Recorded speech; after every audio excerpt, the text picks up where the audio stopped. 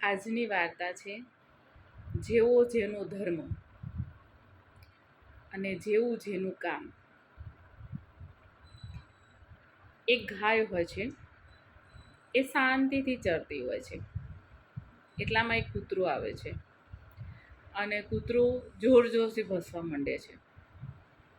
એટલું બધું જોર જોરથી ભસે છે પણ ગાય કશું કરતી નથી. કૂતરું થાકી જાય છે. એટલામાં એક ગધેડું આવે છે. હવે ગધેડાને જોઈને કૂતરું એની પાછળ દોડે છે, ભસવા માંડે છે, એકદમ નજીક જઈને ભસે છે.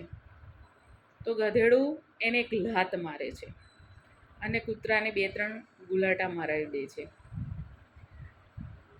હવે ત્યાં એક સાધુ મહારાજ ત્યાં બેઠા બેઠા જોતા હતા.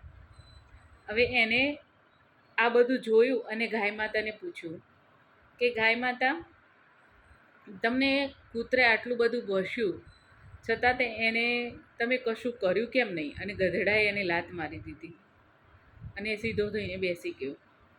ગાય માતા કહે છે, મારું કર્મ અને ધર્મ એ છે કે હું આજે ઘાસ ચરું છું ને, મારું પેટ ભરાશે તો એમાંથી મારું દૂધ બનશે અને એ દૂધ નાના બાળકોથી માંડીને વૃદ્ધો સુધી બધા પીશે.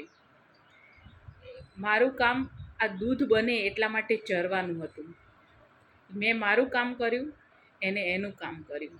એટલે ઘણી વખત આપણે કામ કરતા હોઈએ તો જેને કામ ન હોય એવા નકામા માણસો એ આવી રીતે બોલ્યા કરે તો આપણે આપણું કર્મ અને ધર્મ છોડી નહીં દેવાનું. આપણે આપણું કર્મ અને ધર્મ કર્યા કરવું.